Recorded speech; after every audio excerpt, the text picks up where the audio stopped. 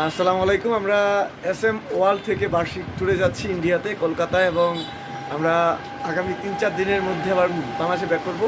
তো আমাদের জার্নি শুরু হচ্ছে আমাদের অফিস থেকেই। আমরা এখান থেকে আমাদের ভিসা প্রসেসিং সহ টিকিট সব কিছু এখান থেকে করেছি।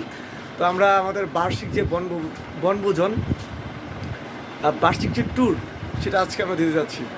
কোথায় যাচ্ছ সেটা বলো। কলকাতায়। তো যেই কথা সেই কাজ, টিকিট কাটলাম সব কাউন্টার থেকে, যাচ্ছি বেনাপোলের উদ্দেশ্যে। মানিকগঞ্জের দৌলতদিয়া পাটুরিয়া যেই ফেরিঘাট আছে সেখানে সারা রাত কাটালাম। তারপর হচ্ছে আমরা সকালে ভোরে ফেরিতে উঠলাম।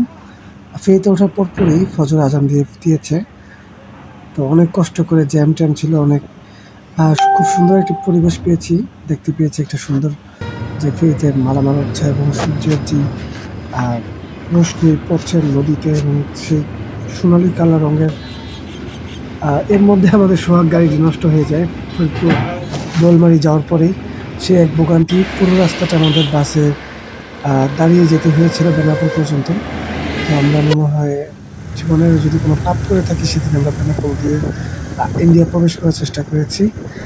আর বেনাপোলের কথা বলতে আপনি সকালে উঠে দেখি যে অনেক মানুষজন, এই আর কি।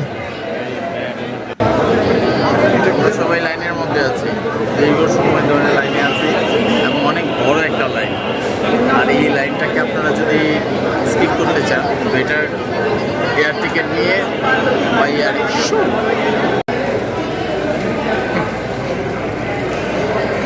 এতক্ষণ লাগলে চলে যাবো। একটা বিশেষ সুবিধার কথা জানাই। আসলে অনেকে এখানে আসতে আসতে সারা রাত গান টান শুনে মোবাইলে চার্জ শেষ হয়ে যায়। আমাদের সরকার খুব সুন্দর একটা সুইচ দিয়েছে সবার জন্য। এখানে কয়েক হাজার মানুষ আছে, একটা সুইচ আছে যেখানে আপনি চাইলে চার্জ দিতে পারেন। আমার মতো আমি চার্জ দিয়েছি। প্রায় লং একটা ইমিগ্রেশন ছিল, 12 ঘন্টার ইমিগ্রেশন শেষে আমরা পেট্রাপোল পেরিয়ে যেতে পেরেছি। তো আমরা 4 জন মোটামুটি আজকে ইমিগ্রেশন থেকে বের হলাম। আর না ফুলসিরাত পার হলো। হ্যাঁ, পুলসিরাত পার হলাম, কারণ আজকে যে পরিমাণ ইমিগ্রেশন না, ইমিগ্রেশন হয় 1 ঘন্টা 2 ঘন্টার। সকাল 9টায় আসছি, এখন বাজে হচ্ছে 9:30। মানে অনেক সময়, মাত্র 12 ঘন্টা।